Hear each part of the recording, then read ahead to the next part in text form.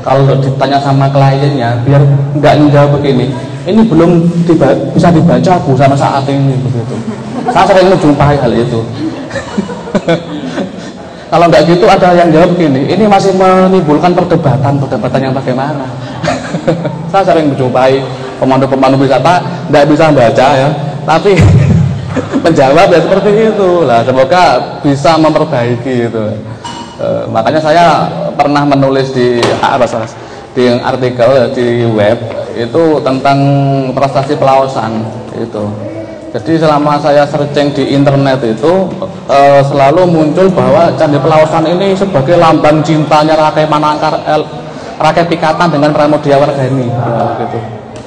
Nah, di situ saya nulis bahwa ini adalah wujud bakti rakyat kepada rajanya. Semua prasasti sastra Arab ya. Sebenarnya ditambah ya hari ini ya. Epigrafi Arab betul. Oke. Halo Mbaknya.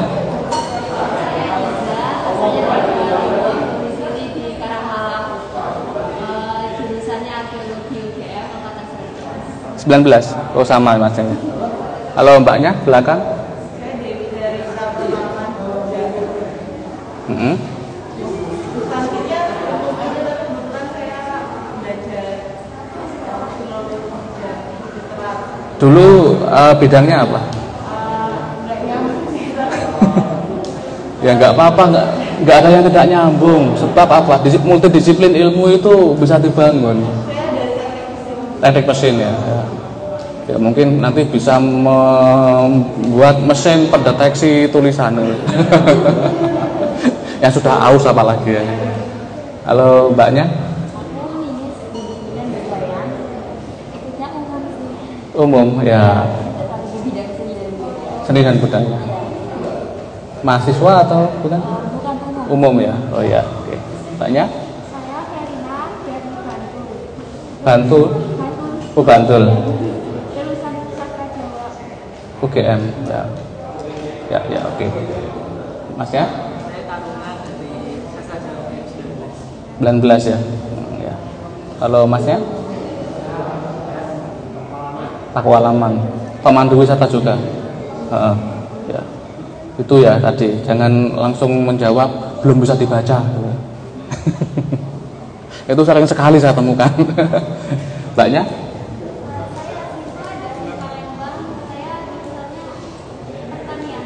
Pertanian. Ya. Pertanian itu itu kajiannya arkeobotani. Ada benih padi di situs Liangan. Ya, nanti ada tipenya Japonica ya, atau apa satunya itu Indica dan Japonica. Tuh, dulu pernah saya pelajari di mata kuliah sains dalam arkeologi. Oke, ada yang belum? Sudah semua ya? Oke, sekian intermezzo. Kita masuk ke materi. Dipersiapkan dulu alat tulisnya ya. Nah, di sini sebenarnya untuk kelas kuratorial ya. Temanya adalah epigrafi membaca prasasti ya. Tapi untuk membaca prasasti sebenarnya saya perkenalkan dulu pengetahuan dasar itu yang lebih dulu harus dikuasai itu adalah mengenal paleografi. Tahu paleografi? Paleografi itu adalah bentuk dan karakter tulisan kuno. Itu harus dipahami dulu. Masalahnya apa? Masing-masing zaman Jawa kuno itu kan dari abad berapa? 8 ya sampai abad 15 itu meninggalkan banyak sekali bukti-bukti tertulis ya yang terdapat di dalam sebuah tinggalan prasasti. Sebenarnya pola umumnya sama. Yang membedakan apa, Mas? Paleografinya. Jadi masing-masing zaman itu menunjukkan paleografi yang berbeda-beda. Untuk saat ini nanti yang kita pelajari adalah paleografi dari masa Mataram kuno. Jadi kalau tadi kakak-kakak lewat situ ya, itu ada di papan ya, di tembok itu ada apa namanya tabel aksara ya, yang putih ya, yang di sebelah itu adalah aksara standar. Itu dari masa Mataram kuno di situ. Nah, saya bekali dulu ya. Hal yang utama dalam studi paleografi itu adalah kita harus berhati-hati ya di dalam membaca prasasti, meskipun kadangkala kita hafal ya bentuk tulisannya ya, kita hafal apa namanya pola-polanya, tapi kalau sudah berhadapan dengan objek, lah itu nanti akan, kalau kita nggak hati-hati itu akan terjadi kesalahan membaca ya banget.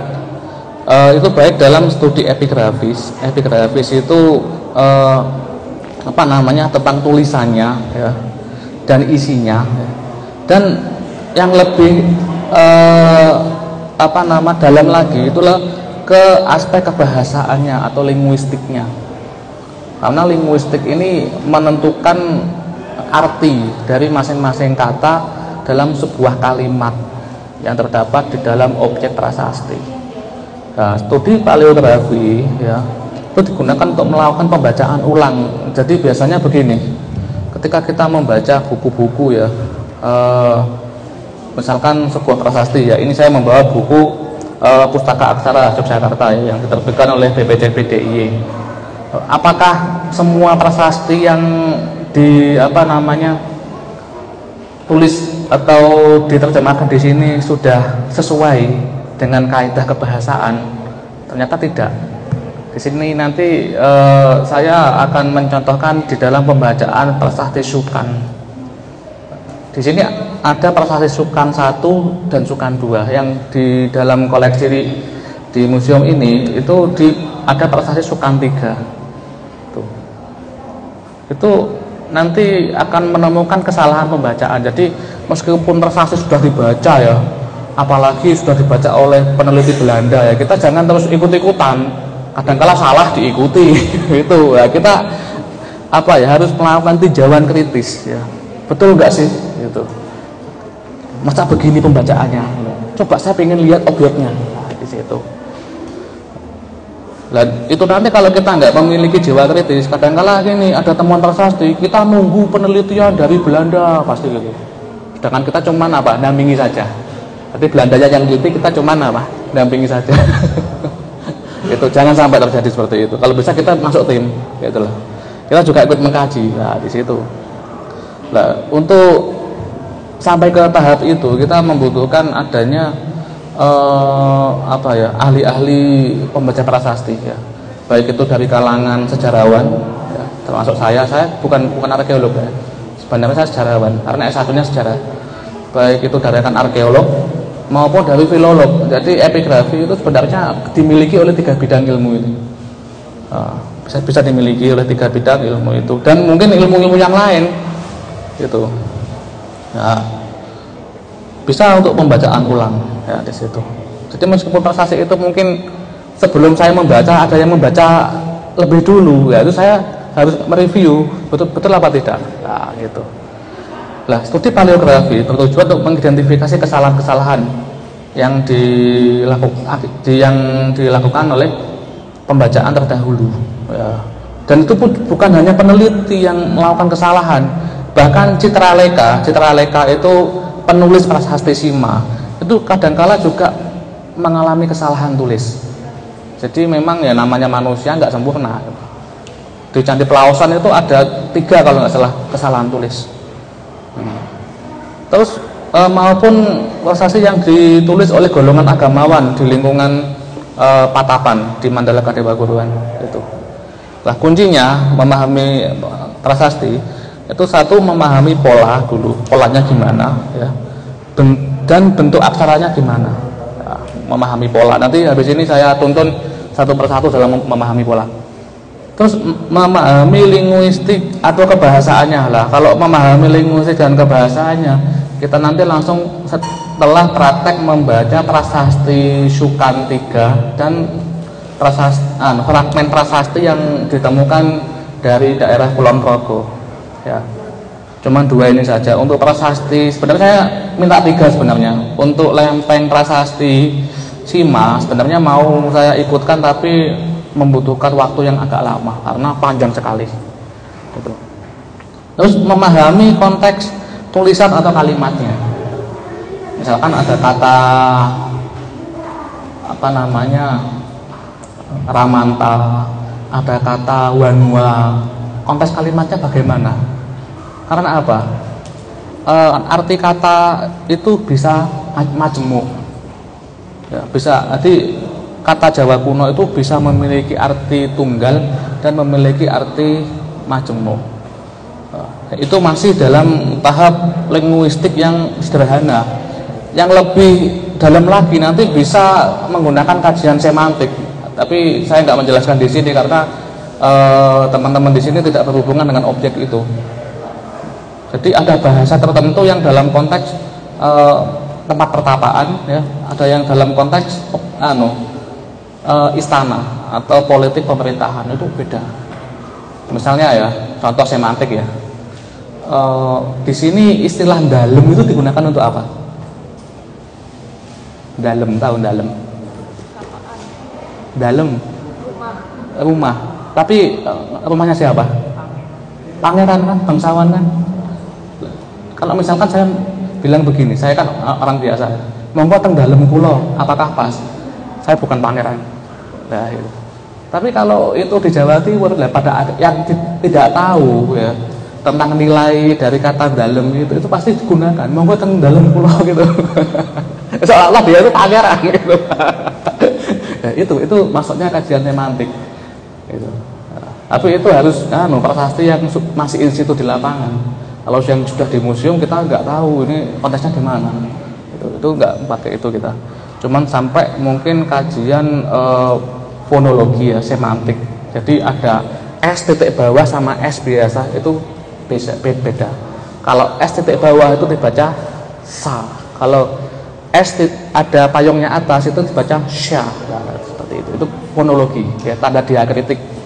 Itu menentukan arti ya, di situ.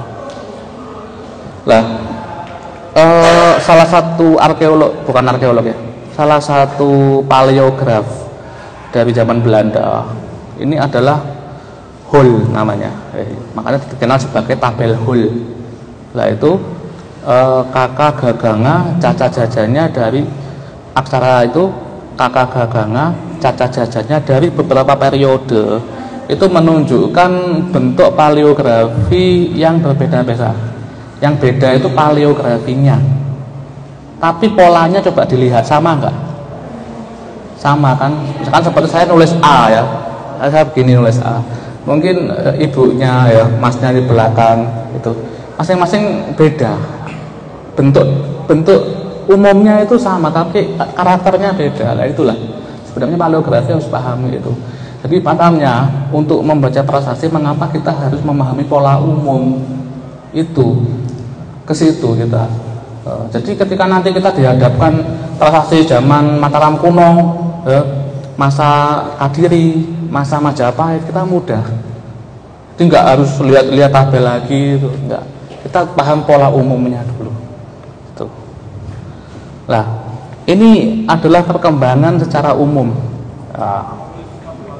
Sebenarnya untuk aksara Jawa modern ini untuk kakak gagangannya ada sebenarnya ya, tapi yang kebanyakan muncul cuma 20 ini. Nah sebenarnya evolusi aksara ya, yang paling tua ini ada dari Palawa ya, dari abad 11 dari abad 4 sampai 7. Terus dari masa Jawa kuno ya, dibuktikan prasasti Salatiga atau Hamran. Kita masuk ke Jawa kuno tahun 750 Masehi. Terus kemudian masa aksara Jawa modern itu sekitar masa Sultan Agung ini. Lah untuk aksara yang tengah ini ya, yang tengah ini ya, ini adalah paleografi Jawa kuno yang ditemukan pada prasasti lempeng zaman Majapahit. Ini Majapahit ini. polanya seperti ini. Nah, terus Mas, kalau ingin menghafal apakah harus tatanannya seperti itu, kakak gagahnya, caca-cacanya? Tidak. Saya kalau menghafal lebih ke sini saja, ke sini dulu. Untuk kalangan awam lah ya. Karena cara kata tasawala, kemudian nanti dicari aksara turunan, misalkan na ya. Na, ada nya, ada nga, ada na lah di situ. Kemudian baru bisa disusun 33 kakak gaganga caca-cacanya. Begitu. Itu adalah metode saya di dalam mengajarkan paleografi. Lah, untuk aksara vokal, oh ya situ aja. Sponsor benar. Ya. Untuk paleografi vokal ya, ini juga saya ambilkan dari contoh font yang telah didigitalisasi. Ini dari bahasa Lempeng Majapahit ya. Ada A biasa, ada A panjang ya, ada I ya, I tidak panjang, ada I panjang, ada U tidak panjang, ada U panjang, ada E ya. Kemudian ini E ya, ini E ya. Kemudian I, O, ada AU ya. Kemudian R dan L. Ya itu. Masing-masing ada yang panjang, ada yang pendek ini. Lah untuk angka Jawa kuno ya, ada siki ya 1. Kemudian ruwa, telu, 4, 5, 6, itu 8 sana. Nah, ini. Untuk sandangan ya, itu ada wulu ya. Wulu ini untuk bunyi ya, bunyi mi. Kemudian ada wulu yang pendek, ada wulu yang panjang. Nah, ini harus penting, harus diperhatikan karena apa? Menentukan arti dari suatu kata. Kemudian ada pepet ya, ya. Kemudian ada suku yaitu u ya. Kemudian ada anuswara eng, ada layar juga. Kemudian ada panjang di sini juga ada. Ada taling ya. Ada taling tapi atasnya dikasih motif ya. Itu I. Nanti ada contohnya di sana. Ada taling tarung O ya. Kemudian juga ada paten H, visarga. Ada cakra, ada wiknyan atau pengkal ya. Kalau wiknyan itu lebih ke H ya. Kalau pengkal itu mia, ya ya. Terus ada paten atau pangkon. Jadi sebenarnya hampir sama dengan aksara Jawa modernnya. Tuh. Nah, ini nanti contoh ya. Ada 3 contoh, nanti kita analisis dulu baru kita ya. Terus mungkin teman-teman bertanya ya, Mas, kalau pasangannya gimana? Jawa kuno itu tidak memiliki pasangan. Jadi untuk mematikan aksara itu langsung ditulis di bawahnya. Itu. Kecuali 2, na dan ma. Yang punya pasangan cuma 2 itu aja. Itu. Oke. Lah, mungkin sebelum saya tuntun untuk menulis, ada yang tanyakan dulu.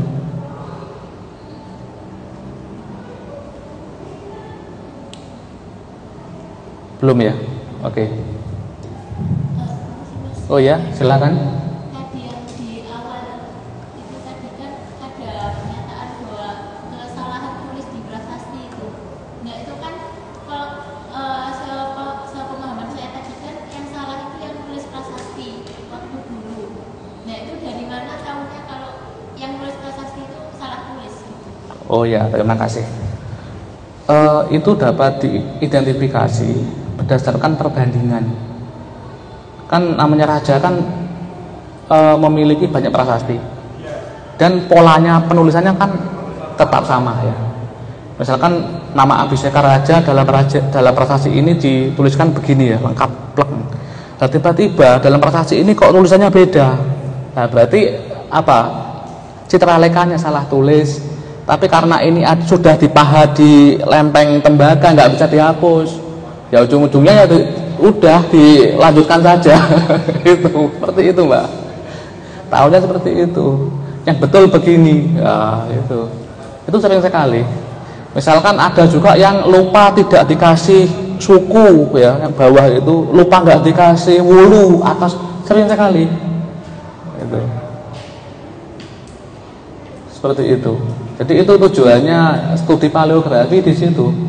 Apalagi epigrafinya lebih masuk ke kebahasaannya. Gitu. Ada yang lain yang tanyakan? Oke, sekarang saya tuntun untuk membaca pelan-pelan.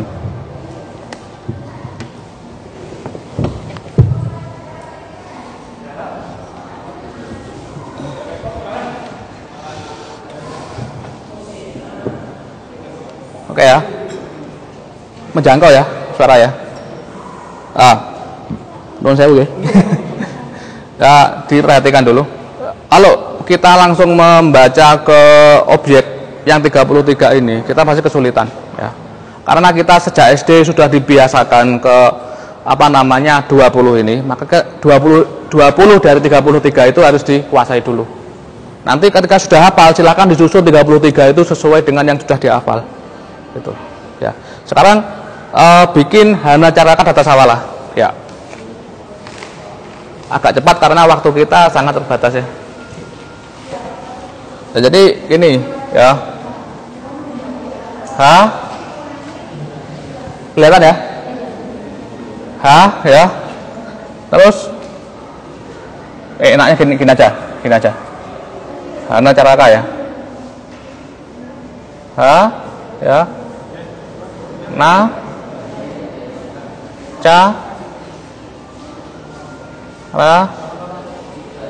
Lah. Itu sebenarnya polanya cuma gini aja. Melengkung. Gini. Ya. Ini pola umum ya. Ini pola umum ya. Beda dengan yang itu. Kalau itu sudah ke paleografi, sudah masuk ke zaman. Kalau ini pola umum ya. Pola umumnya begini. Pola umumnya seperti N. Gini. Seperti cambah.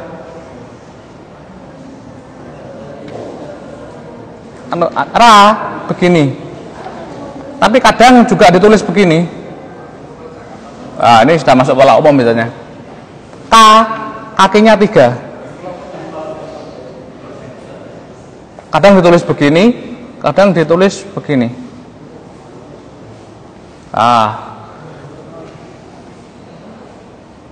Terus apa lagi? Data Sawala, bawahnya langsung ya.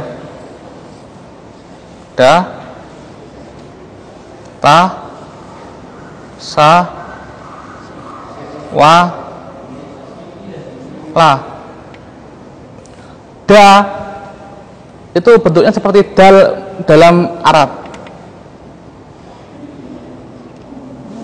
Ini ya. Bentuknya begini. Ini dari tengah dulu ke atas gini. Ini pancing 2. Jadi begini.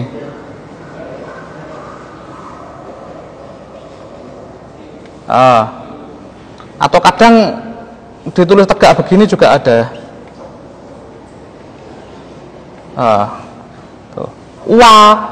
Pola umumnya adalah tahu bulat. Pokoknya bulat begini tulis, itu adalah aksara wa. Tapi kadang ada yang dibuat begini juga. Ya, itu tetap wa. Itu adalah balikannya H. Ya, kalau bisa ditulis ya, jangan difoto, nanti malah nggak bisa. Oke. 10 ini jelas ya? Oke. Terus pada jayanya. Ya, oke, langsung. Ya.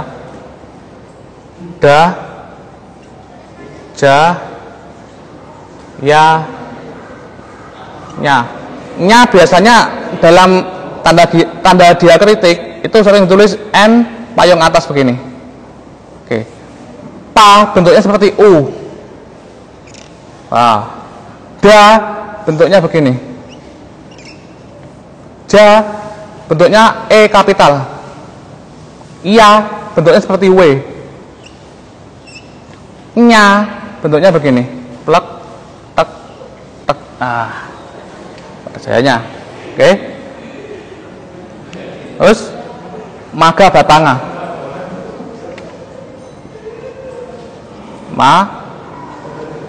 Ga ba ta nga. Lah, nga biasanya adalah n titik atas gini. Ma bentuknya seperti ini. Ga itu lengkung seperti pelangi. Ba bentuknya begini. Plek, tek, tek. Nah. Ta adalah tahu bulat ya, sama seperti wa, tapi tengahnya ada stripnya. Nah, itu ta ya. Nga begini. Oke. Terus Mas tadi aksara yang punya pasangan apa saja? Cuman 2. Yang lain ditulis sesuai dengan aksaranya ya. Kecuali yang nanti dipakai sandangan seperti raya itu beda. Na dan ma. Na bagaimana? Kalau na ini pada aksara yang berkaki seperti h ya, seperti nya ya. Itu adalah begini pasangannya. Gitu. Kalau yang tidak berkaki seperti da, seperti ya, ini begini. Pasangannya gitu. Sama ma. Ma itu pasangannya begini. Seperti ma Jawa modern masih sama. Ini. Nah, ini 20 ini dihafalkan dulu. 20. Monggo silahkan. Dari mana? Mana? Oh gitu ya. Selamat mengikuti ya. Ya seperti ini. Ini 20 itu dihafalkan dulu. Caranya begitu. Sudah tulis? Nah, jadi sebenarnya aksara Jawa kuno dan Jawa modern itu tidak banyak berubah. Misalkan H ya. H Jawa kuno kan begini. Kalau jadi Jawa modern ditambah depan, belakang. Terus kalau pa kan U ya. Jawa modern ditambah depan, belakang. Tuh, sebenarnya polanya masih bisa dibaca. Masih sama. Tuh, pokoknya tahu metodenya masih mudah gitu. Oke. Sekarang habis ini saya menuntun untuk mencari aksara turunan. Misalkan nanti na memiliki turunan apa, ca memiliki turunan apa, dan lain-lain. Nah, sekarang saya ke angka dulu. Angka Jawa kuno, pola umum ya. Pola umum. Angka ya.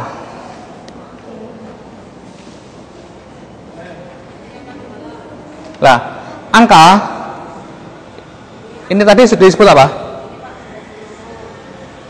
Satu itu apa? Siki. Oke, siki. Kalau ini ruah. Oke. Ya, makanya dalam kalimat lengkapnya Bhinneka Tunggal Ika kan apa? Ditulis apa? Bhinneka Tunggal Ika Tanhana Dharma Mangruah. Tidak ada ajaran yang mendua. Itu filsafatnya sangat tinggi itu kalau dibahas.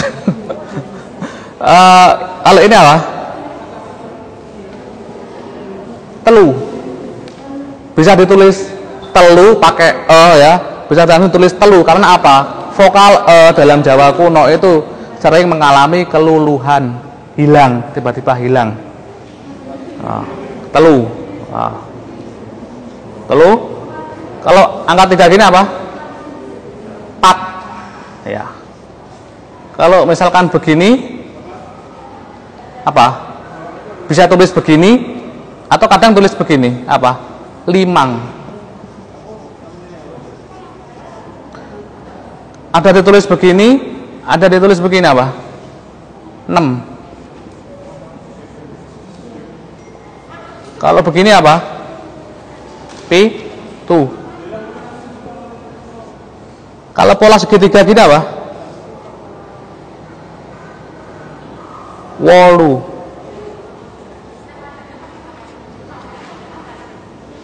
Kalau ditulis begini Kadang salah. Ada ditulis begini, ada yang tulis begini. Apa? Sanga, oke. Kalau 0 apa? Ya, betul. Makanya ada istilah nirleka ya, di Candi Penataran itu. Jadi kehidupan tanpa tulisan. Masa nirleka. Ini angka. Tulis dulu angka. Karena apa? Teman-teman nanti ada praktek membaca angka tahun. Kalau Mas Huda ini sudah nulis ini. Makanya nggak nulis. Udah, oke. Cepet kok. Belajar Jawa kuno itu tidak usah dibikin mumet ya. Cepet aja.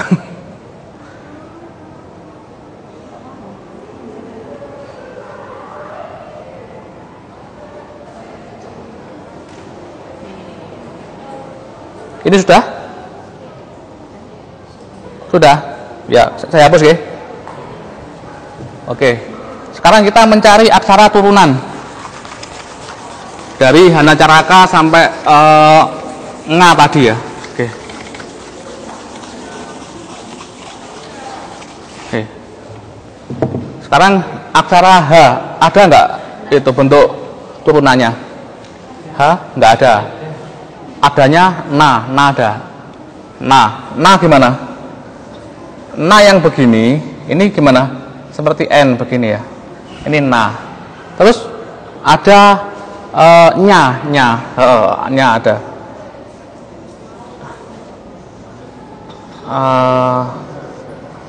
Bentuknya gimana? Gini ya. Ya betul gini. Nya. Oke, saya ngapik pisan. Oke, nya. Terus ada lagi nga.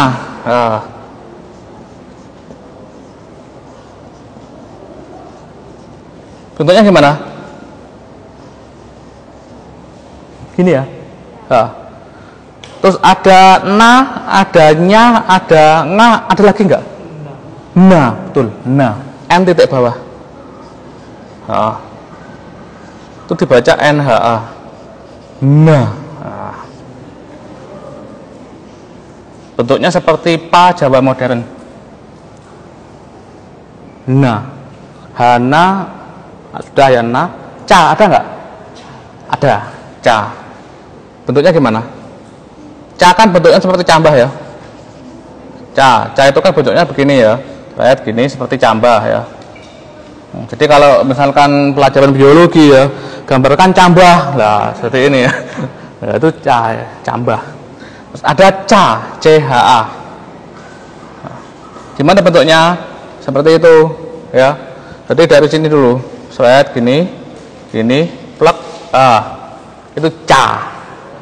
Hana ca, kemudian ra nggak ada ya? Nggak ada. K ada nggak? Ada K. Nah, bentuknya K gimana tadi? Sikilnya 3, kaki 3 ya, ini. Kalau K gimana? KHA. Gini. K ya, seperti itu. Bisa langsung bablas seperti ini, bisa enggak? Nah, itu tergantung yang nulis. K, Hanacaraka. Da ada enggak? Tambah banyak. Da banyak sekali ya. Kalau da biasa kan begini ya. Da biasa kan begini. Ini da biasa ya. Ucapannya apa? Da.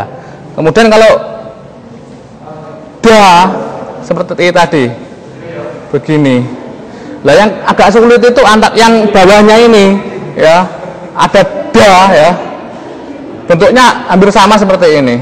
Tapi kadang ada pola-pola khusus ya, itu belum kadangkala dalam suatu prasasti tidak selalu ditemukan. Ada da, ada apa lagi? Da, da ya, da. Ya. Ini sangat jarang ditemukan. Kadangkala juga hampir sama polanya. Nah, makanya kalau tidak memahami linguistiknya itu kesulitan menentukan bentuk ini. Da udah, ta ada nggak? Ada. Ta bentuknya tadi gimana? Gini ya, ta. Kemudian ada apa? Ta ya, bentuknya begini. Ada lagi nggak? T titik bawah.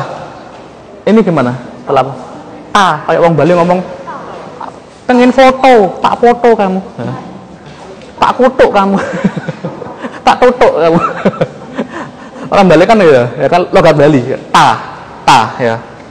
Itu adalah bentuknya seperti C tapi tidak pakai apa namanya kaki, jadi langsung sempurna. Nah, itu ta. Kemudian apa? Ta yang ada hanya itu gini, seret. Ini udah ada ta. Sa ada nggak? Ada. Sa gimana? Kalau sa biasa itu seperti pancing dua. Nah, ini sa biasa. Terus ada lagi apa? S titik bawah dibaca SHA, sa. Ini bentuknya gimana? O ya, ada stripnya gini. Terus ada lagi apa? Sha. Ini S Y A. Ini sering dibuat guyon sama teman-teman epigrafi ini. Nah, jadi kalau nulis susu itu ada 3 bentuk ya, ada susu, ada susu, dan ada susu. Itu teman-teman mesti bikin guyon tentang ini ya. Sa sudah selesai, data sa, wa nggak ada, la nggak ada, pa ada. Pa kalau pa biasa itu bentuknya adalah huruf seperti O ya, gini aja. Tapi kalau PHA pa ya itu O ada gininya, pa itu dibaca. Terus pa da sudah, ja nggak ada, ya nggak ada, nya juga sudah, ma nggak ada, ba ada. Tunggu dulu, ba dulu. Nah, ba kan begini. Lah kalau BHA gimana? Ba. Bentuknya seperti na tapi kakinya agak ke atas. Gini. Ba itu. Ba ya, itu. Maga ba.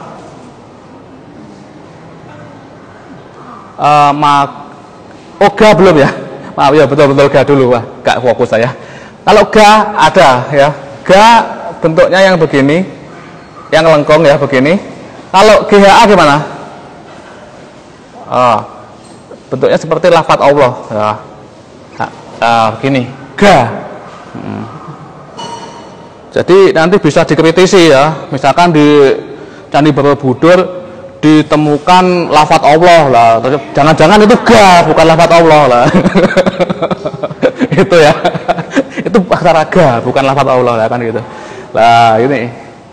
Itu metode untuk menghafal aksara Jawa kuno. Anda tanyakan dulu? Belum ya? Oke. Sekarang sandangan.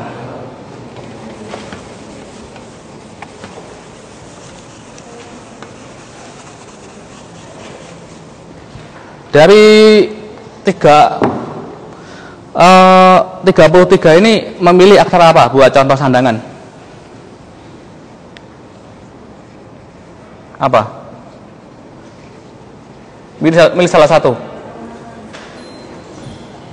Apa? Pa atau sa? Buat contoh sandangan dari 33 ini pilih salah satu. Apa? Ha, oke, ha. Ha di suku jadi oke, langsung tulis. Ha di suku ya, di wulu jadi hi. Oke. Kalau di panjang jadi gimana? Tandanya bukan bacanya. Gini. Ya, i panjang bacanya i, ada payungnya begini. Terus ha dipepet jadi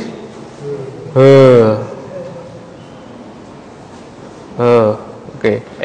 Hati-hati, ini harus pakai payung. Kalau nggak pakai payung nanti kebalik dengan yang, atau tidak ada bedanya dengan yang taling nanti. Ya. Terus H ditaling jadi Oke. Kalau talingnya ditambah begini gimana? Bukan hu. Hai, oke. Hai kamu gitu ya. Oke. Terus H ditaling taruh jadi apa? Hu.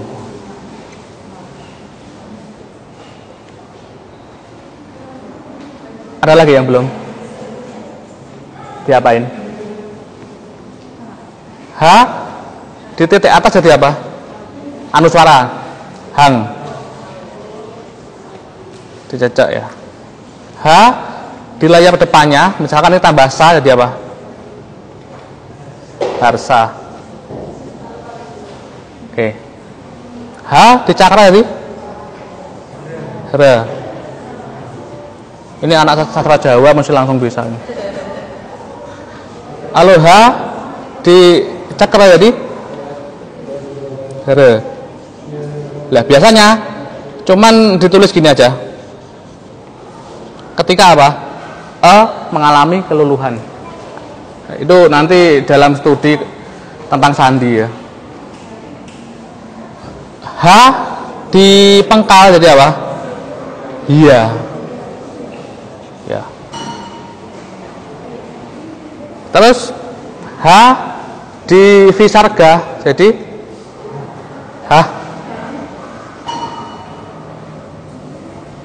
terus mau tulis hasta contohnya H ya, sanya supaya bisa mati gimana? Tanya ditulis di bawah hasta. Ini untuk yang tidak memiliki pasangan ya. Kalau ma dan ma ya disesuaikan yang tadi pasangannya. Terus misalkan ya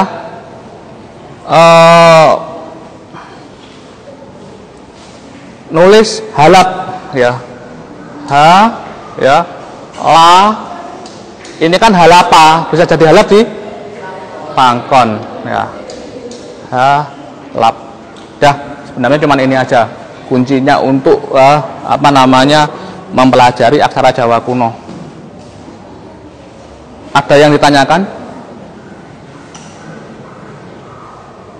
atau belum paham? Apa? Ya? Masalah nulisnya? Cara nulisnya tuh gimana nentuin titiknya gitu loh, dari tulisan itu dari mana mulai garisnya gitu. Oh itu. Itu tuh ditentukannya tuh dari apa itu? Kan titiknya. Enggak, cara menulisnya itu loh, Mas. Nulisnya yang? Enggak, pokoknya menulis semua hurufnya itu. Kan kalau dalam aksara Jepang itu kan dia kan ada tata urutannya kan, bikin garis dari mana, dari mana. Kalau dalam Jawa kuno tuh ada juga atau enggak? Yang tadi saya lakukan misalkan ta begini dari sini ya, begini, h dari sini itu awal, itu menentukannya dari situ. Jadi kalau tadi ya menyimak tentang saya bagaimana menulis pasti tahu. Gini, misalkan ma ya, nah dari sini ya, ke sini ya, maaf, dari atas ya, begini, ke sini, baru ke sini. Oke, paham ya? Ada yang tanyakan lagi? Yang belakang mau tanya? Belum. Ya, mudah-mudahan mudeng ya. Ibunya mungkin adiknya mau tanya? Belum. Oke, silakan ditulis dulu. Kita ada waktu jam berapa? Oh, cepat sekali. 16 jam 16 ya. Oke.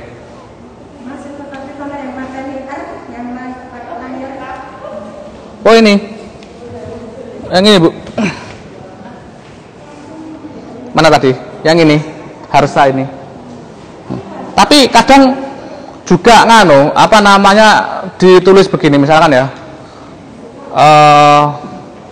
Hanyar gitu ya. Ya. Nya ya, ra dipaten Kadang nulisnya juga begini. Ya.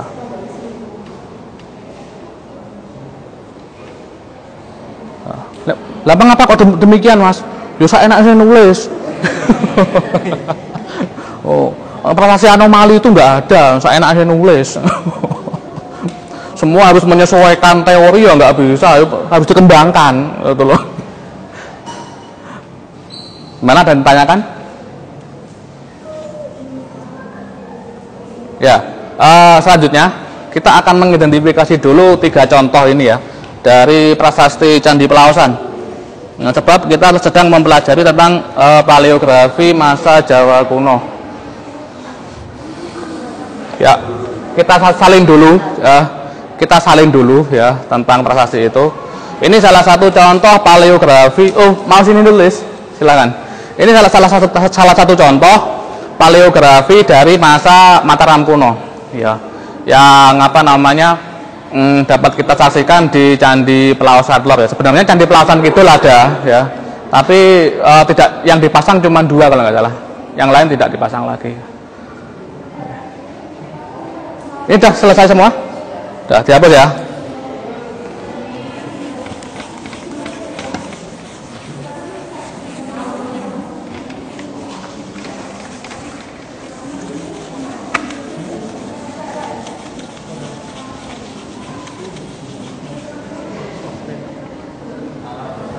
Nah, itu gini bentuknya ya.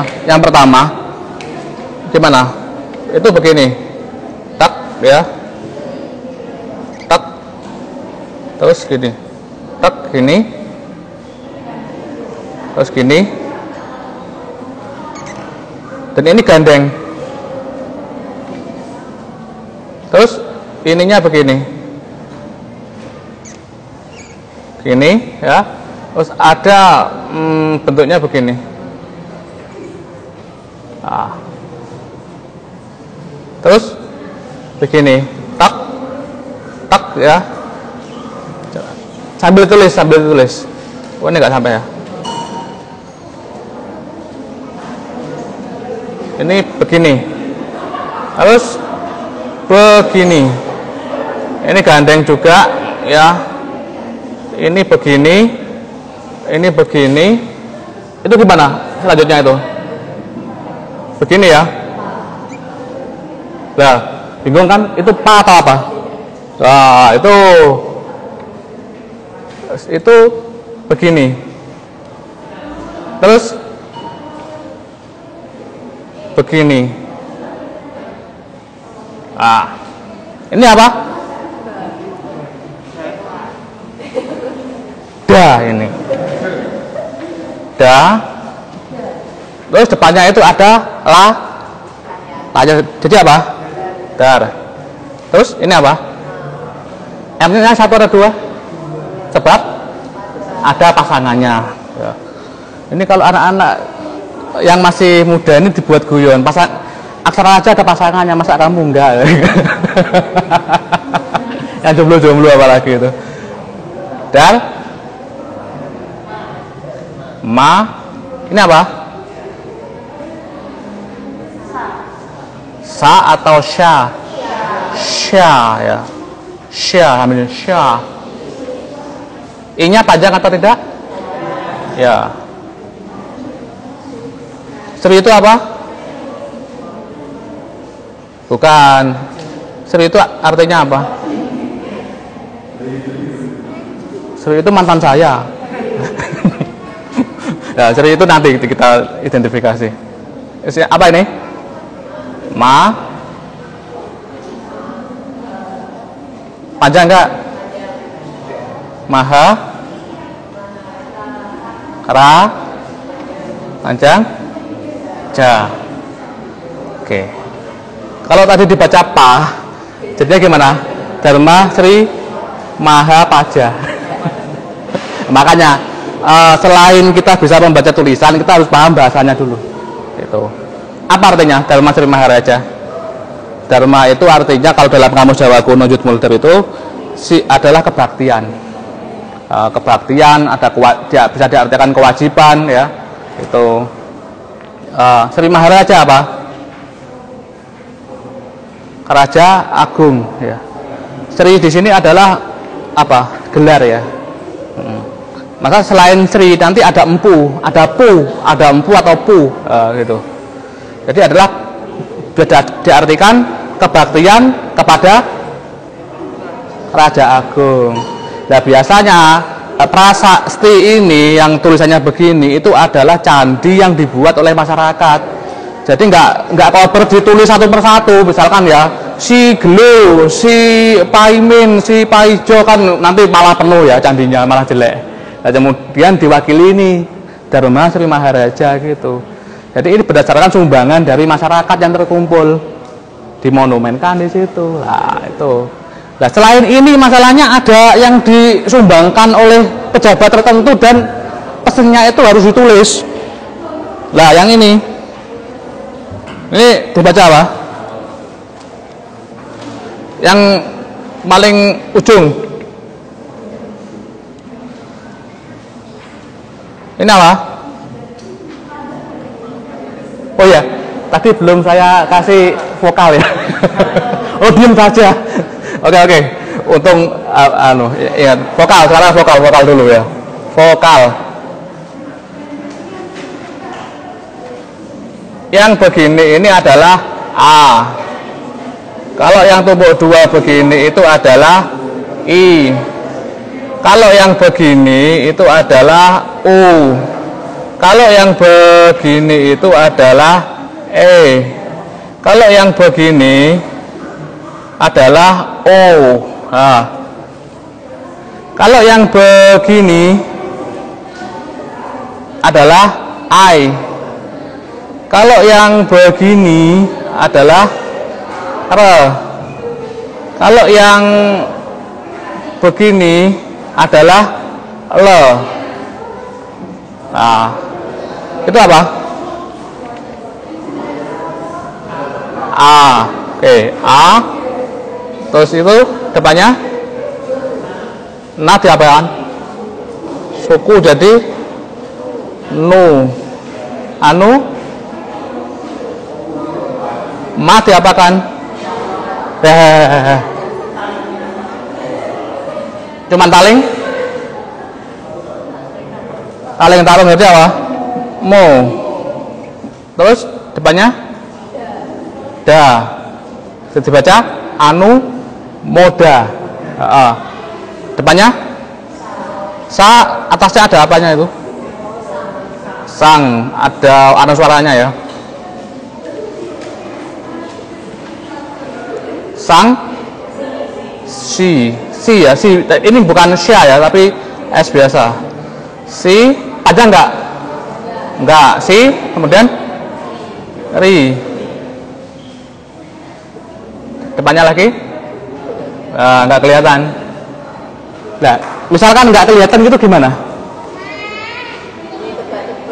Enggak bisa tebak-tebak. Apa kalau gitu gimana? Sirikan. Kok tahu sirikan dari mana? Biasanya gitu. Bukan biasanya. Perbandingan data sumber tekstual. Jangan terus ngomong terus anak-anak itu ya biasanya gitu. Sang apa? Si ri. Bentuknya gimana itu? Bentuknya kaki tiga ya. Ya. Gini ya, kurang lebihnya begini. Salahnya ada motif lain itu. Oh, gini. Ginilah itu. Plek gini terus gini kan. Kan, N-nya di gelas pankon. Terus anu moda sang sirikan siapa? Su. Masa su itu? Bukan su. Bu siapa? Ini ya su, betul.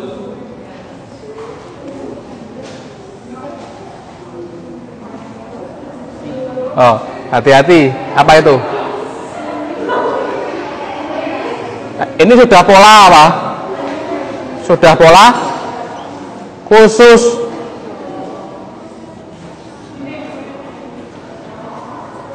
Apa? Ya, betul. Ada layarnya depan. Kemudian apa? Ya, betul, surya. Y-nya 2. Ini. Empu, surya. Anumoda. Itu adalah bahasa untuk penyebutan ini. Anumoda itu artinya adalah simpatisme, simpati ya. Sebenarnya sama dengan kebaktian sama. Tadi rasa simpati, anumoda, sang sirikan, tahu sirikan? Itu salah satu anggota dari Mahamantri Katrini ya. Mahamantri Katrini itu kan anaknya raja ya. Ada 3 apa sah? Ihino, Ihalu, dan sirikan. Sirikan yang ini. Ya. Jadi kalau punya anak 3 ya bernama Hino, Halu, dan sirikan, manggilnya enak, Mahamantri Katrini gitu. Tapi yang memiliki hak atas tahta adalah Raka Hino. Tuh, adik-adiknya ini adalah sirikan dan Halu. Ihalu, Hino, Halu, dan sirikan. Satu lagi Weka. Weka itu anaknya selir biasanya. Jadi Anumoda sang sirikan ya. Ini pejabatnya ya. Ini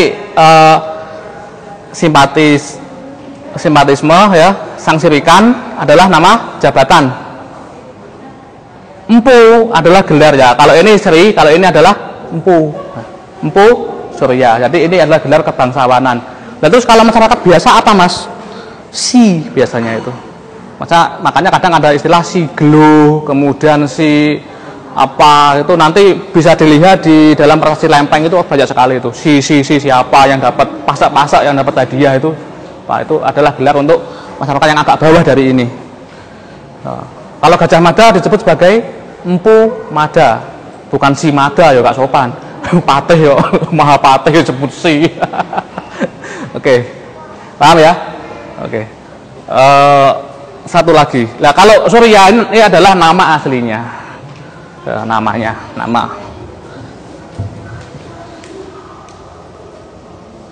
Lah, oke. Terakhir, setelah ini langsung ke objek. Apa? Mo. Moda.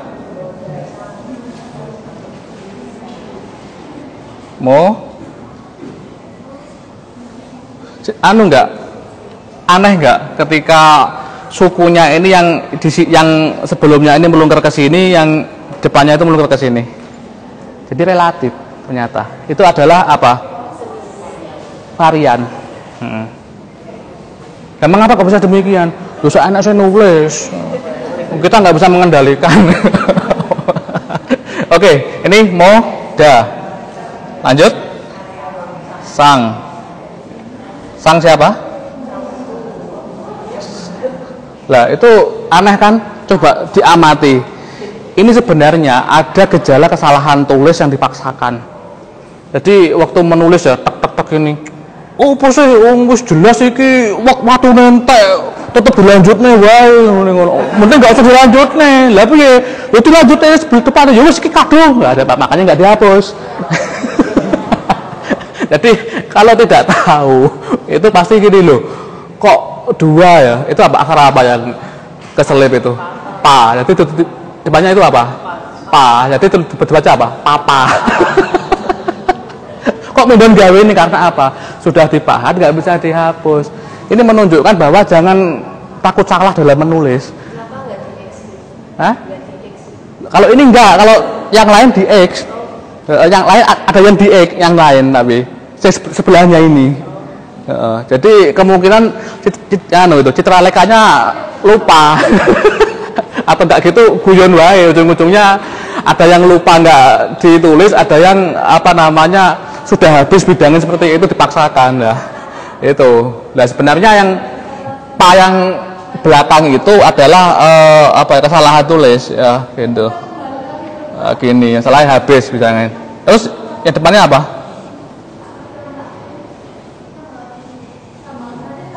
Apa? Ayo, ayo.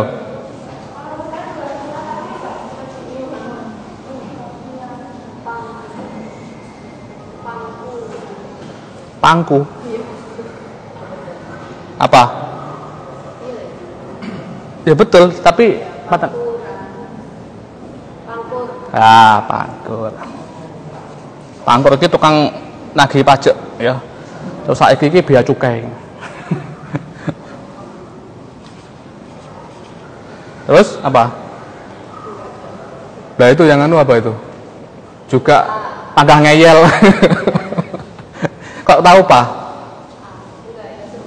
Perbandingan ya. Jadi pa ya itu. Terus diapakan? Kan gini, itu kan pu ya. Pu siapa namanya? A? Apa? Ini A? Itu apa? Melengkung seperti pelangi.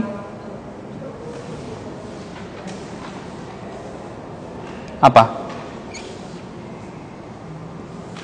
Ayo, apa? Ga, oke. Aga, agam, namanya agam. Kalau yang sebelah barat itu ada yang namanya teguh malah. Jadi anu gaitnya itu gini, itu bikin Pak Teguh, yang bikin Pak Teguh. Kalau nggak bisa baca seperti ini ya nggak tahu teguh dari mana. Selain agam ada yang teguh ya. Tuh, inilah ya, yang saya maksud tadi adalah Candi Pelausan itu adalah simbol kebaktian antara rakyat dengan penguasa beserta pejabat daerahnya, beserta pejabat tingginya. Tuh. Oke. Ada yang tanyakan?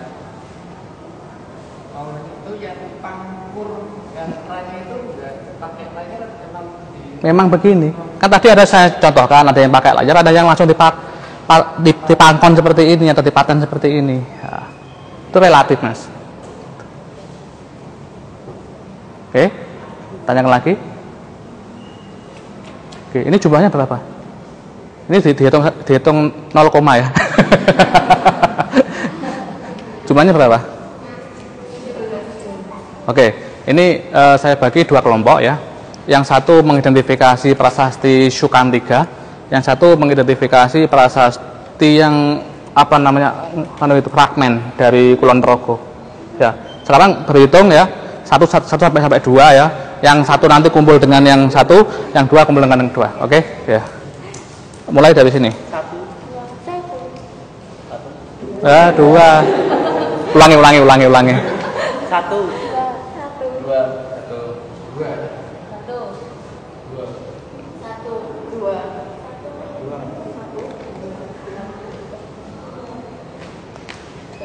Udah, mbaknya? Oh, panitia. Oke. Ya, yang satu ke sini, yang 2 ke situ. Oke, sekarang ya.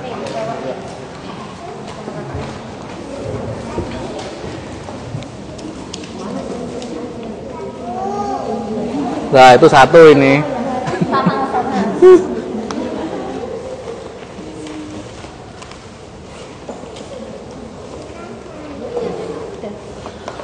Ya, ini cuman ada waktu 15 menit, beberapa garis saja dapat dihitung ya. Nanti dituliskan di papan, nanti kita identifikasi bersama. Ayo kita jalan-jalan.